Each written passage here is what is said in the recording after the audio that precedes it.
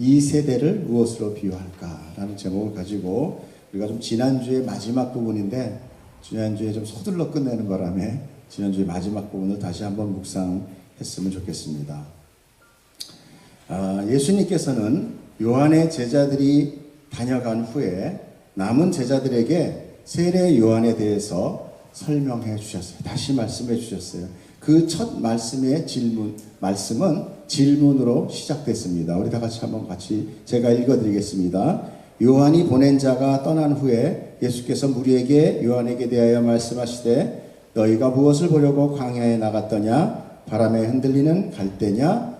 그러면 너희가 무엇을 보려고 나갔더냐? 부드러운 옷 입은 사람이냐? 보라, 화려한 옷을 입고 사치하게 지내는 자는 왕궁에 있느니라. 그러면 너희가 무엇을 보려고 나갔더냐? 선지자냐? 옳다. 내가 너희에게 이르노니 선지자보다도 훌륭한 자니라. 기록된 바 보라, 내가 내 사자를 내 앞에 보내노니 그가 내 앞에서 내 길을 준비하리라 한 것이 이 사람에 대한 말씀이라. 아멘.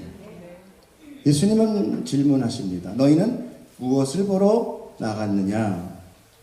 성경에서 3이라는 숫자는 완전수를 의미합니다. 그러므로 오늘 주님이 3번 질문하셨다는 것은 완곡한 질문이었다는 것을 우리가 보게 돼요. 무엇을 보러 나갔느냐 하는 것은 자기의 강력한 의지를 담고 있는 것입니다. 무슨 의지로 나갔느냐? 사람들은 맹목적으로 행동하지 않습니다. 다 자기의 분명한 명분을 가지고 목적을 가지고 수고하여 거기까지 가는 것입니다. 그러므로 이 질문은 성경을 접하는 모든 사람에게 동일하게 우리에게 예수님께서 질문하고 계시는 거예요. 오늘 우리에게 질문합니다. 너희는 여기에 무엇을 보러 왔느냐? 여러분 가슴 안에 무엇을 보러 오셨습니까? 모두가 나름대로 기대감이나 궁금증을 가지고 이곳에 오셨을 것으로 압니다. 주님께서는 그런 우리에게 질문하세요. 부드러운 옷이나 화려한 옷 입은 자란 그런 부자나 권세 높은 자들을 이야기합니다. 그것은 우리 사람 마음속에 들어있는 욕망을 의미하고 있어요. 물질욕, 권세욕, 모든 것들, 그런 것들을 위해서 사람들은 수고하여 목적을 가지고 나아올 수 있다라는 것입니다. 우리는 그것에 대해서 부정할 수만은 없습니다. 그렇죠? 우리는 항상 말씀 앞에서 솔직해야 됩니다. 우리는 하나님 앞에 나가서 할 수 있는 것은 뭔가 열심히 많은 봉사를 하거나 많은 믿음 생활에서 굉장한 믿음을 사람들한테 보이는 것이 중요한 것이 아니라 우리는 하나님 앞에 우리의 모든 가지고 있는 허물들, 무슨 가리고 있는 어떤 그런 커튼들을 다 펼치고 가능한 한 주님 앞에 솔직하게 나아가는 것, 이것이 바로 믿음 생활이에요. 예배 가운데 나올 때 그래야 돼요. 근데 보통 우리는 교회라는 그런 공간, 신앙의 공간에는 더 많은 베일을 쓰고 나오게 되죠. 세상에서도 아는 그런, 세상이 내가 직장에 가면 드러내는 수치를 교회에서는 굉장히 거룩한 거로, 그래서 저 사람 정말 훌륭한 사람인가 봐. 서로가 가식적으로만 만나게 돼요. 그렇기 때문에 오히려 우리가 예배 앞에서 오히려 더 우리를 뚫리지 못하고 말씀이 앞에 우리가 막아서고 있는 것을 보게 되는 거죠. 물론 우리는 그런 물질력, 권세욕만 가지고 여기 나오지 않으셨다고 저는 믿습니다.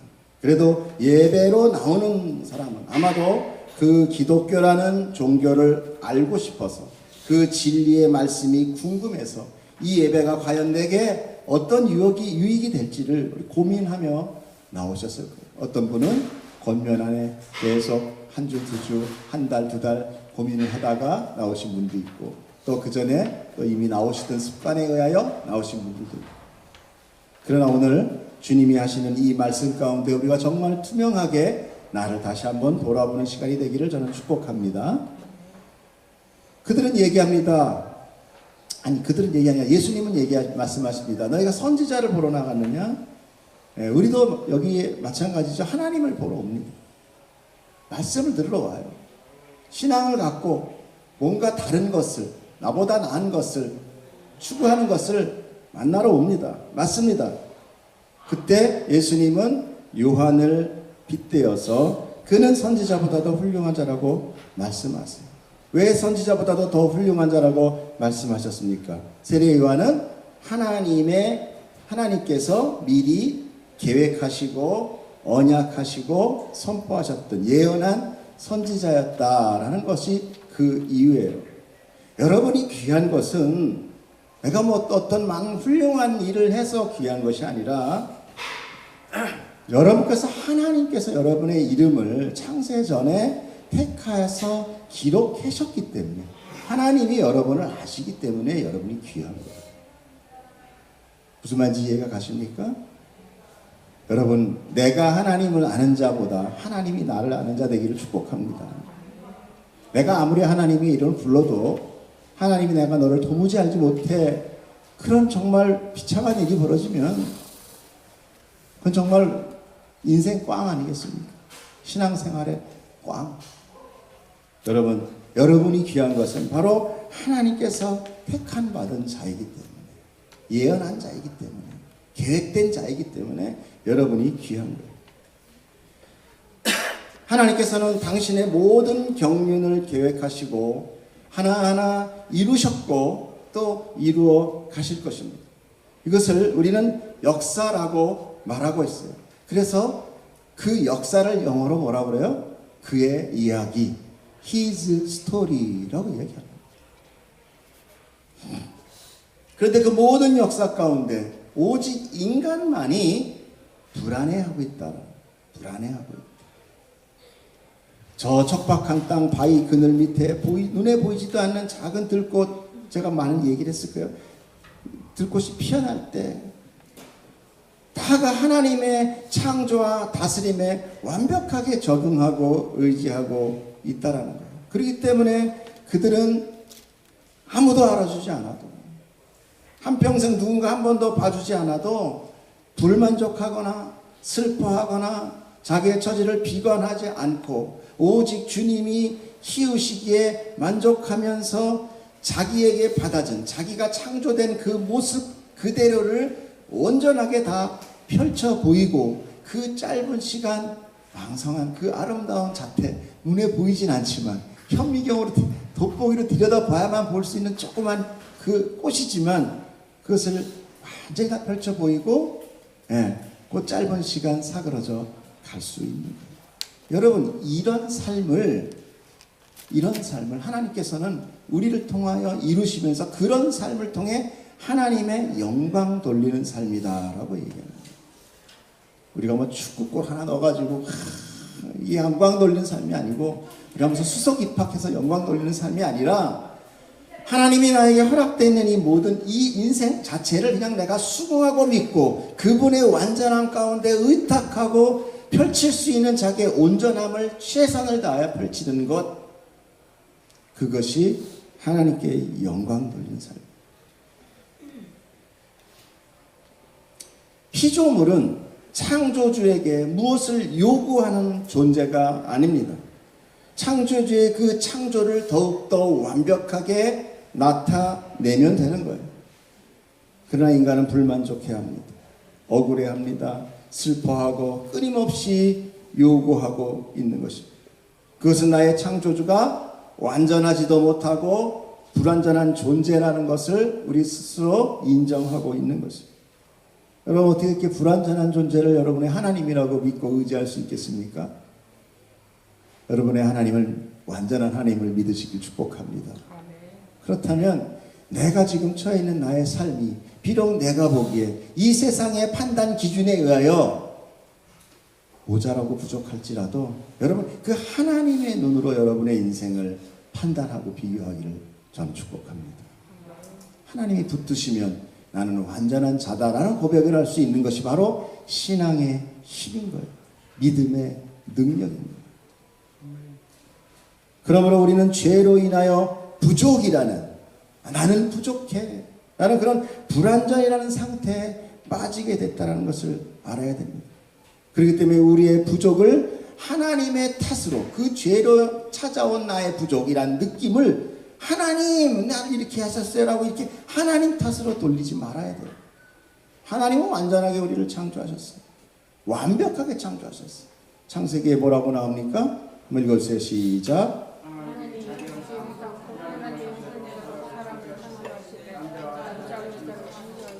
아멘. 하나님이 당신의 형상대로 사람을 창조했다라는 것은 하나님의 코가 여기 있고 눈이 여기 있고 그가 아니라 완전한 하나님의 성품을 그대로 창조되었다. 즉 우리는 완전하게 창조되었다라고. 여러분 믿으십니까? 이걸 믿으셔야 돼요. 나는 완전한 거예요. 그 완전한 창조 가운데 우리가 하나님 앞에 삶으로 영광을 돌릴 수 있는 거예요. 하나님이 나한테 부족하게 창조했다면 당연히 영광 돌릴 수 없죠. 하나님의 형상 그대로 창조되었다는 것은 하나님의 완전함을 그대로 본받아 창조되었다는 것입니다. 그 완전함이 오히려 우리에게 무엇가 됐다는 거예요? 교만이 되어 하나님을 대적하는 자가 되어버린 거예요. 뭐로 인하여? 죄로 인하여. 자신이 피조물이라는 사실을 잊어버린 것입니다. 피조물이란 아무리 완벽해도 창조주라는 통치 밑에 있을 때 비로소 완전이라는 것이 돼요. 그것을 깨닫게 해주는 표징이 바로 선악과 나무였더라고요. 그러므로 완벽한 아담과 하와가 에덴에서 생활을 하다가 나는 정말 완벽해 하면서 선악과를 보는 순간 누구를 떠올려요? 하나님이라는 것을 떠올려요. 내 위에 하나님이 있고 그 하나님이 나에게 모든 것을 이렇게 공급하니까 내가 이렇게 완전하게 살아갈 수 있구나.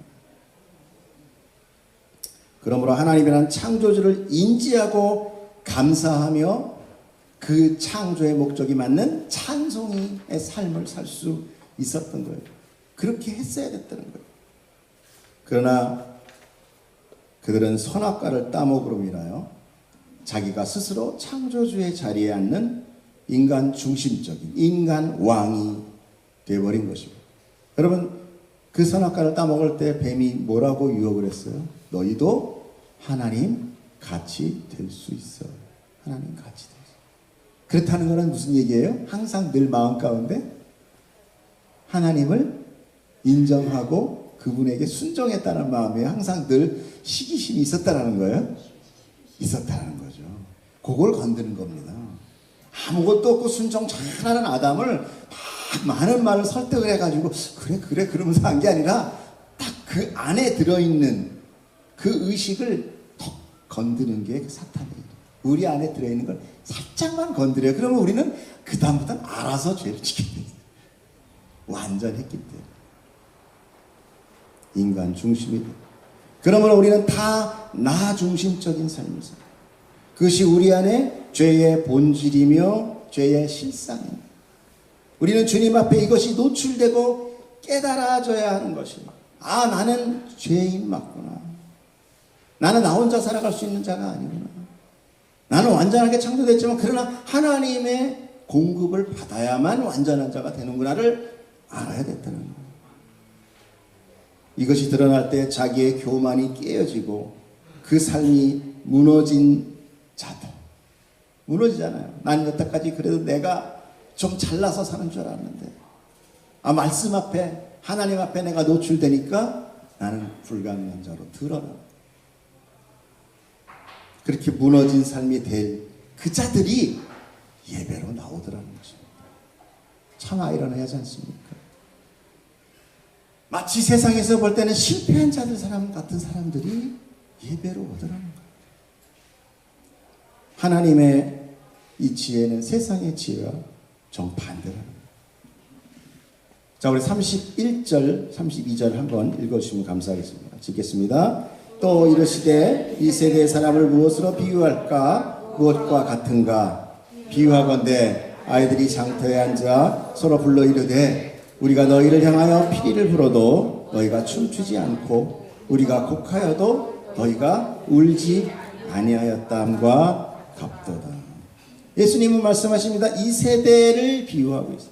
이 세대란 어떤 상태냐? 애들이 장터에서 놀고 있어요. 아이들은 어려서 소꿉놀이를 합니다. 통상 아이들의 놀이는 그 시대를 대변을 해요. 아이들은 그저 보고 느낀 그대로 해요.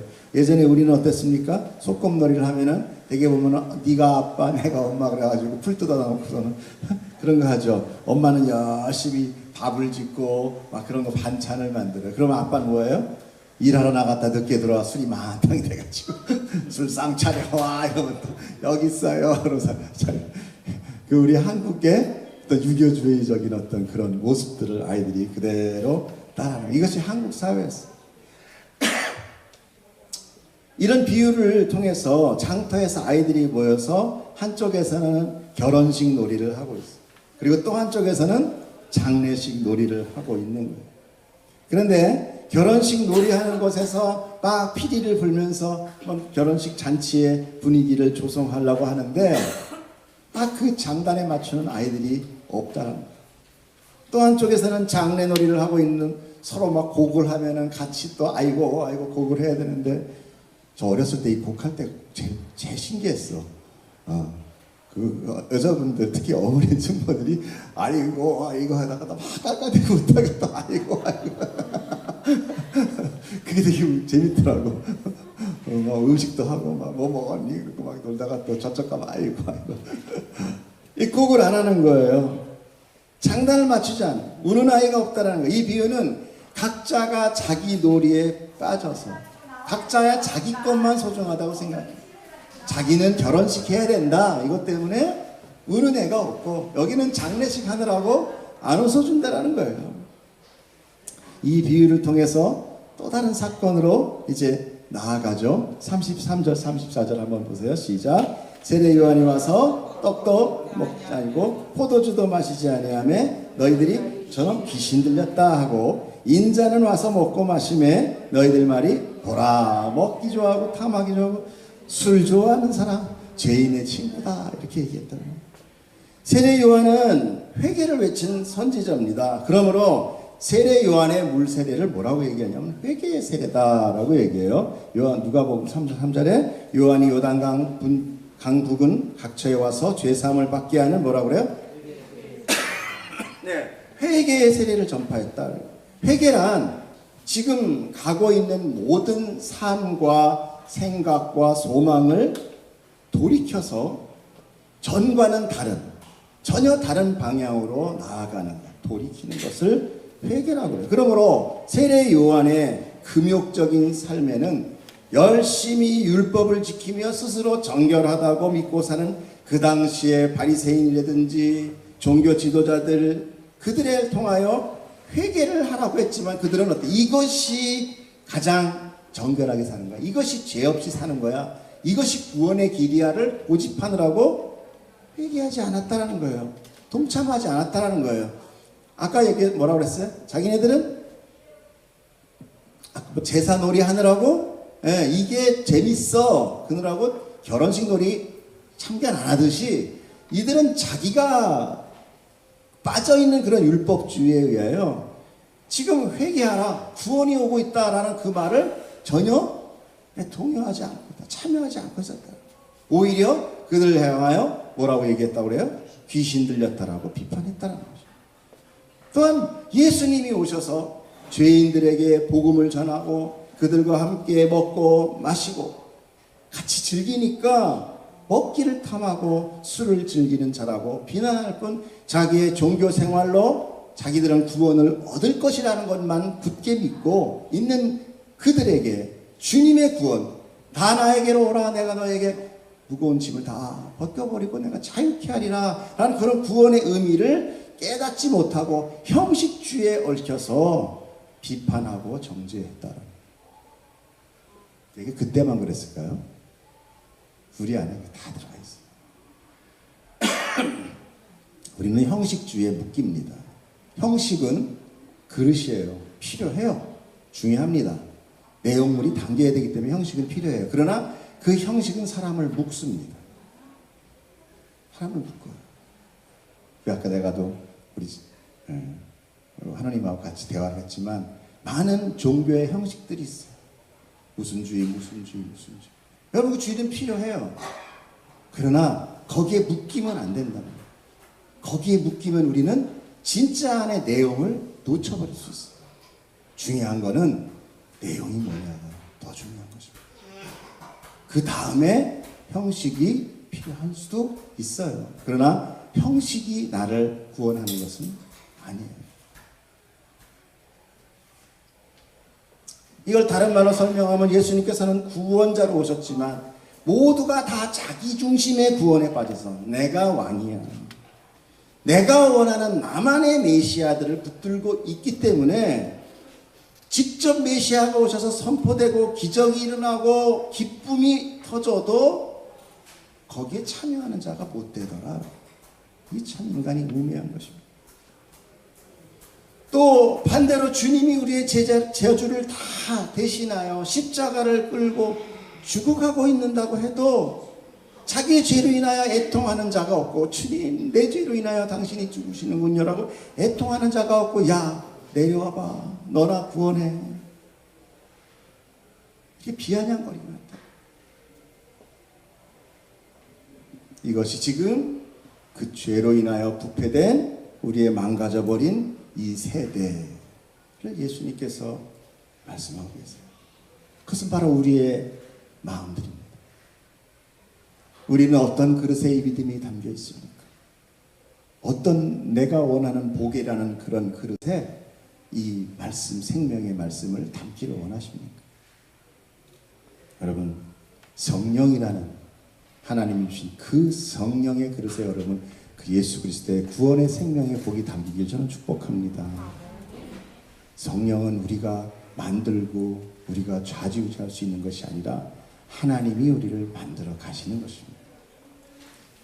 제발 우리는 신앙생활 동안에 점점점 성숙해 나갈 때 그 성숙이라는 것이 어떤 많은 신앙생활을 더 많이 하는 것이 아니라 내가 하나님 앞에 점점 더 투명해서 내가 죄인으로 드러나는 것에 대해서 이제 두려워하거나 부끄러워하지 않고 오히려 모든 것에 낮아지고 또 내가 가지고 있던 나 중심의 삶이 포기되는 그런 삶이 오히려 성숙이라는 것으로 나아갈 수 있다는 것을 여러분 깨닫는 자 되기를 축복합니다. 그러므로 같은 공간에서 예배를 드려도 사람들은 다 각자의 바람이 다름으로 인하여 자기가 원하는 예수님이나 하나님의 상이 다 다르다는 거죠. 그래서 동일한 마음으로 참여하지 못하고 있어요. 바로 오늘 이 세대와 우리들의 마음의 상태가 바로 이런 상태라는 거죠. 우리는 한 성령으로 한 마음의 공동체가 되어야 됩니다. 이것이 교회예요. 그러기 위해서 각자가 가지고 있는 자기의 메시아를 놓아야 돼요. 분명히 교회의 머리는 하나님, 예수님. 근데 우리는 다 내가 머리예요. 내가 머리고 예수의 몸을 갖고자 합니다. 자기 중심이 된 삶을 여러분 포기하셔야 됩니다. 내 것이 포기되어 내 손이 빈손이 될 때 하나님의 선물이 내게 주어질 수 있다는 것입니다.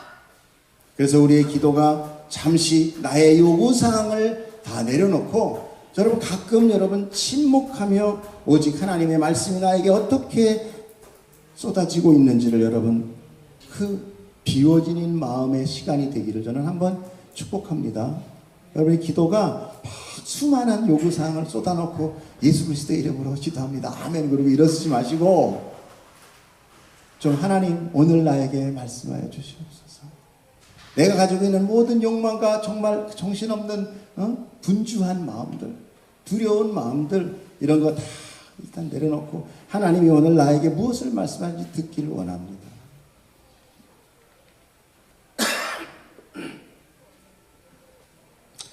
우리는 주님의 말씀을 들으려는 마음이 잘 없습니다.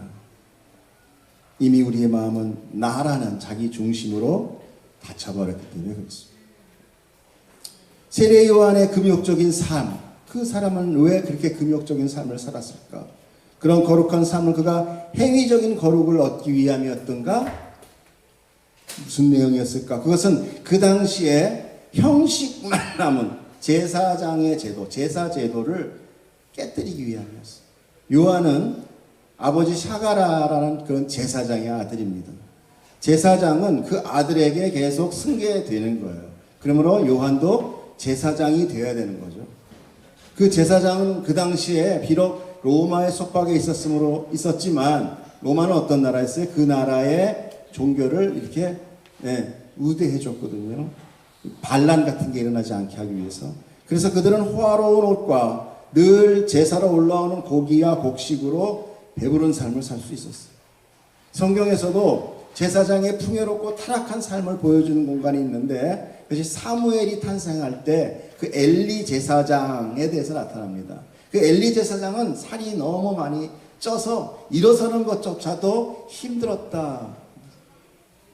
더군다나 그의 아들 홈리와 비누아스는 영적으로 완전히 타락한 망난이었어요. 여자들 겁탈하고 거기에 성전에 기도하러 온 여자들 막 겁탈하고, 그리고 재물을 맘대로 하고 술을 마시고, 결국은 하나님의 뜻에 의하여 그 나라가 전쟁에 많은 사람, 그 강대국에 의하여 전쟁이 벌어졌을 때 그들이 이기겠다고 하나님의 성계를 가지고 나갔다가 성계마저도 빼앗기는 사태가 벌어집니다. 그 사실을 이제 막 전달자가 와가지고 그 엘리 제사장에게 이야기를 해요. 성계를 빼앗겼습니다. 그러니까 이 엘리 제사장이 의자에 앉아있다가 놀래서 일어나려다가 뒤로 벌렁 자빠져서 목이 부러져 죽어요. 목이 부러져 죽어요. 근데 성경에서 그 상태를 뭐라고 얘기하느냐? 그가 비루한 까닭이었다. 그가 비만했었다. 그것은 바로 뭐예요? 그 제사장의 영적 상태를 꼬집는 거예요. 그렇기 때문에 이제 요한은 그 형식주의만 남은 제사제도, 율법제도를 깨뜨리기 위해서 그렇게 약대 토롯을 입고 광야에서 비박하면서 노숙하면서 그렇게 하나님의 말씀을 선포했던 거예요. 그런데 바리새인들은 어땠습니까? 그 세례 요한을 귀신 들렸다라고 비판합니다. 사람들은 자기와 다르면 비판해요. 특히 바리새인같이 자기 스스로 금욕적이고 율법적으로 착하게 살아가고 있다라고 생각하면 자기의 신앙 수준이 높다라고 평가하는 사람들에게 누군가 자기보다 더 높은 자가 나타나면 어떻게 됩니까? 비판하는 거예요. 시기하는 거예요. 이것이 바로 죄인들의 특색이에요. 나보다 못한 사람은 받아들여도 나보다 더군다나 그냥 자기가 못하다라고 생각할 때는 괜찮은데 내가 그것만큼은 잘해 그랬는데 그보다 더 잘하는 사람이 나타나. 그리고 그 사람이 막 회개해라 막 이러면 저놈 죽여라. 이 똑같은 원리 때문에 예수님도 비판한 거예요. 주님은 깨어진 자, 힘없고 가난한 자, 죄인들을 위하여 이 땅에 오셨어요. 의인은 필요 없다. 의사는 병든 자는가 필요한 거지 건강한 자 필요 없다라고 말씀하실 만큼 예수님은 바로 죄인을 위하여 구원하러 오셨는데, 그래서 그들에게 구원을 베풀고 그들과 함께 먹고 마시며 그들에게 그 구원의 기쁨을 함께 누리게 해주고 죄인의 친구가 되어주셨던 거예요. 그러나 바리새인들은 그것도 비판하고 나서 왜 그랬습니까? 자기들에게 그들은 비판의 대상이요 죄인들, 그로 인하여 자기들이 높아졌거든요. 나는 죄와 같지 않아요 이렇게 비교 대상이었단 말입니다. 근데 예수님이 오셔서 그들을 칭찬하니까 당연히 반발이 나옵니다. 사람은요 자기 스스로 높아지는 거를 원치 않아요. 무인도에 혼자 있으면 열심히 하려고 안 해. 둘이 셋이 있어서 비교 대상이 돼야 돼. 쟤보다 나아 이거. 그게 우월주의예요. 자기중심주의. 힘의 논리. 세상의 모든 것은 바로 그 논리로 흘러가죠.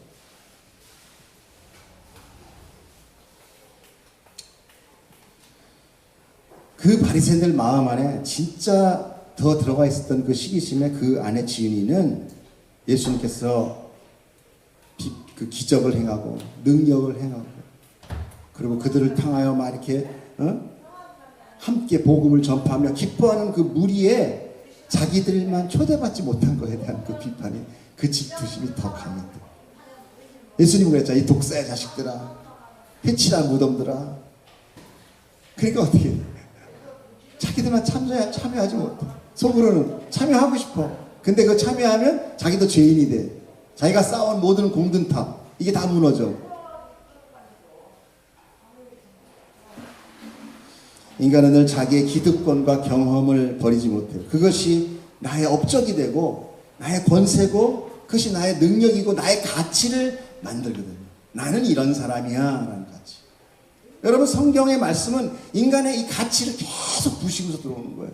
아니야, 너는 죄인이야. 그래서 내 구원이 필요해. 내 은혜가 필요해. 그리고 내가 너를 구원할 거야. 아니요, 괜찮아. 그런 거 필요 없어. 난 내가 잘할 수 있어. 이게 세상의 교리. 여러분, 하나님의 은혜에 여러분 맡기기를 축복합니다. 괜찮아요. 하나님이 믿으셨는데 그 사람 앞에, 아버지 앞에 자녀가 좀 뭐 코칠질이면 어떻습니까? 그렇게 자존심 부려야 돼요? 가장 중요한 것은 내가 누구인가? 하나님 앞에 자기가 드러난 자, 결국 스스로 구원받을 수 없는 존재라는 걸 깨닫게 되는 거예요. 그래야만 하나님께서 베풀어 주신 잔치에 함께 기뻐요. 바리새인들은 자기의 모든 그 행위를 다 내려놨어요. 하나님, 나는 그렇게 구원하려고 열심히 노력했지만 나는 아니었습니다. 오늘 나에게 예수가 필요해요. 근데 그렇게 고백할 수 있는 자 한 사람도 없죠.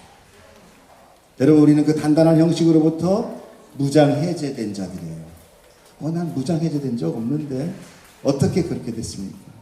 그것은 다름 아닌 사업의 실패, 건강의 문제, 삶의 어려움, 그런 고난의 인생을 걸으면서 우리가 가지고 있던 그런 단단했던 하나하나의 그 교만이 깨어져 나간 거예요. 무장해제된 거예요. 그러므로 내가 만약 건강하다면, 내가 부유하다면, 내 삶의 형통이 지속되고 있다면 나는 계속 그 단단한 벽 안에 숨어서 밖에 사람들을 받아들이지도 못하고 비판하며 하나님마저도 거부하는 자로 남아있을 수 있더라. 하지만 하나님의 은혜로 우리는 이제 어떻게 됐어요? 나약해졌어요. 여러분, 이 논리를 여러분이 정말 깨닫기를 저는 정말 바랍니다. 그래서 이제는 하나님의 도움을 붙들 수밖에 없는 자가 된 거예요. 여러분, 이게 은혜예요.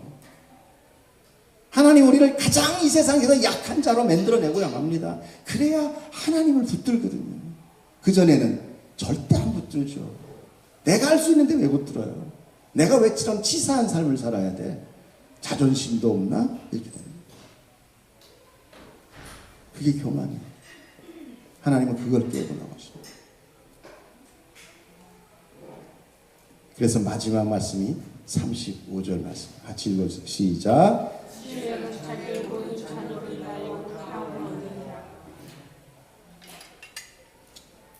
하나님의 지혜는 사람들의 이해와 노력으로 얻어지는 것이 아니라 오직 하나님의 백성들을 통하여 보여지는 것. 어떻게 해요? 나약하고 별 볼 일 없고 세상 작은 자. 이게 하나님께 영광 돌리는 삶으로 바뀝니다. 여러분, 갑자기 소망이 사라진 것 같아요?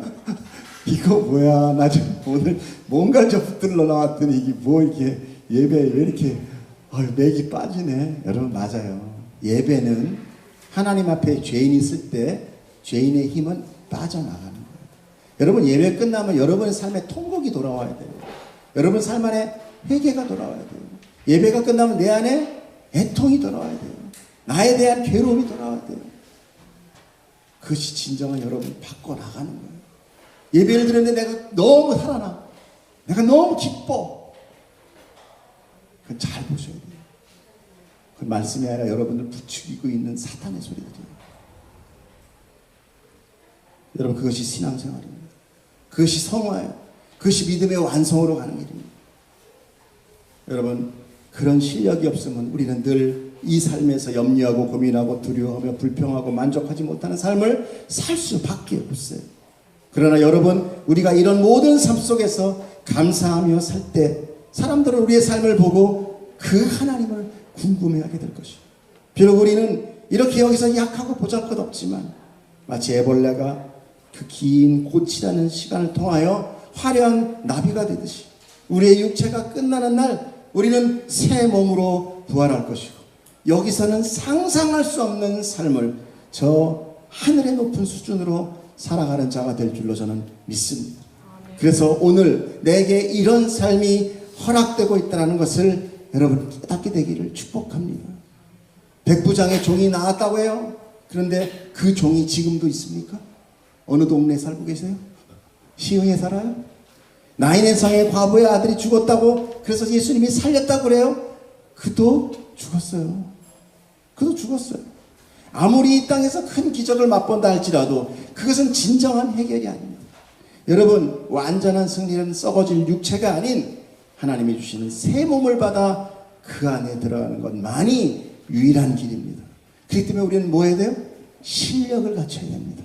어떤 실력? 믿음의 실력.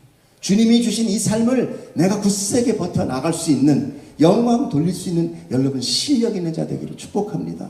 조금의 말에 상처받고 조금의 기대에 좌절하는 여러분이 되지 않고 꿋꿋하게 하나님은 살아계시고 오늘도 나에게 역사하시며 그분은 완전하시기에 나를 완전한 것으로 이끌어 가신다라는 그 믿음으로 여러분 승리할 줄 믿습니다. 할렐루야. 함께 기도하겠습니다. 사랑의 하나님 아버지 감사합니다. 우리의 믿음 없음을 용서하여 주시옵시고 우리가 우리에 대해 중심으로 살아가던 나의 모든 것을 다 깨뜨리셔서 이제 예수 그리스도가 중심되게 하시고 그 예수 그리스도의 믿음이 나의 믿음이 되어 오늘 다 이루었다라고 하는 그 하나님의 완전한 고백이 오늘 나에게 구원이 되게 하여 주시옵소서. 하나님 감사합니다. 오늘 우리를 약하게 해주셔서 감사합니다. 이 약한 삶을 잘 이겨나갈 수 있는 실력을 주시옵소서. 주님의 이름으로 감사하며 우리 주 예수님 이름으로 기도드렸사옵나이다. 아멘.